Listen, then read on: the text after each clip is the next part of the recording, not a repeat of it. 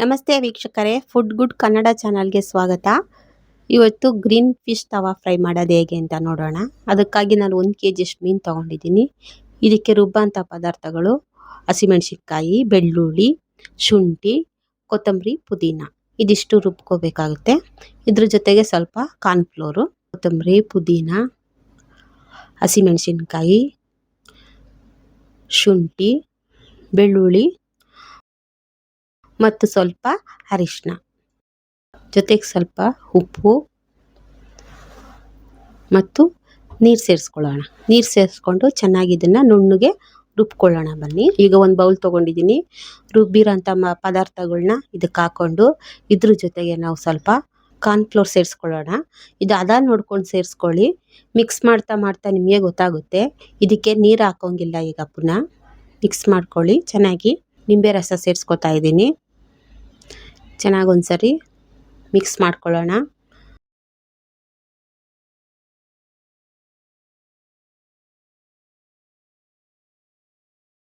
ಈಗ ಚೆನ್ನಾಗಿ ಮಿಕ್ಸ್ ಆಗಿದೆ. ಈಗ ಮೀನನ್ನ ಒಂದೊಂದೇ ತಗೊಂಡು ಈ ಮಸಾಲೆಗೆ ಚೆನ್ನಾಗಿ ಮಿಕ್ಸ್ ಮಾಡಿ ಎತ್ತಿಟ್ಕೊಳ್ಳೋಣ. ಚೆನ್ನಾಗಿ ಅದ್ಕೊಳ್ಳಿ. ನೋಡಿ, ಈ ರೀತಿ ಎಲ್ಲ ಮೀನುಗಳನ್ನು ಒಂದೊಂದೇ ಚೆನ್ನಾಗಿ ಅದ್ಕೊಂಡು ಚೆನ್ನಾಗಿ ಮಸಾಲೆ ಬೆರೆಯೋ ಥರ ನೋಡಿ ಹಚ್ಕೊಂಡು ಇಟ್ಕೊಳ್ಳಿ ಪಕ್ಕದಲ್ಲಿ.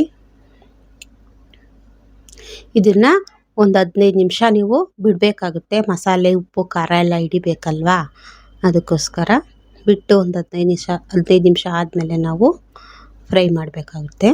ಇದನ್ನು ಇನ್ನೊಂದು ಸರಿ ಉಪ್ಪು ಖಾರ ಎಲ್ಲ ಚೆನ್ನಾಗಿ ಹಿಡೀಲಿ ಅಂತ ಇನ್ನೊಂದು ಸರಿ ಮಸಾಲೆಗೆ ಅಜ್ಜಿ ಹಾಕೋಣ. ತುಂಬ ಚೆನ್ನಾಗಿರುತ್ತೆ ಮಾತ್ರ. ಒಂದ್ಸರಿ ಟ್ರೈ ಮಾಡಿ ಮನೇಲಿ, ತುಂಬ ರುಚಿಯಾಗಿರುತ್ತೆ, ಬೇಗ ಕೂಡ ಆಗುತ್ತೆ.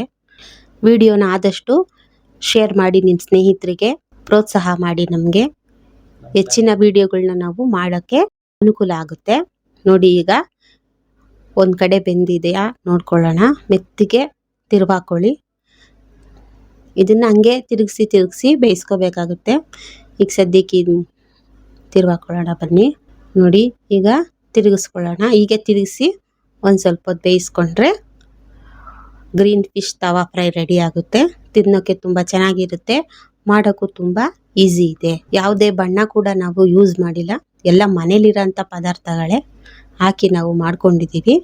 ನೀವು ಒಂದ್ಸರಿ ಟ್ರೈ ಮಾಡಿ.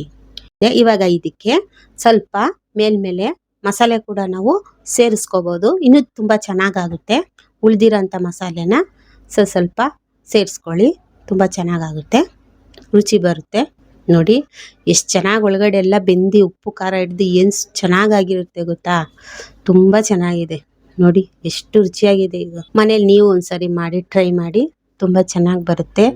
ಸಬ್ಸ್ಕ್ರೈಬರ್ ಆಗಿ ನಮ್ಮ ಚಾನಲ್ಗೆ. ಧನ್ಯವಾದಗಳು.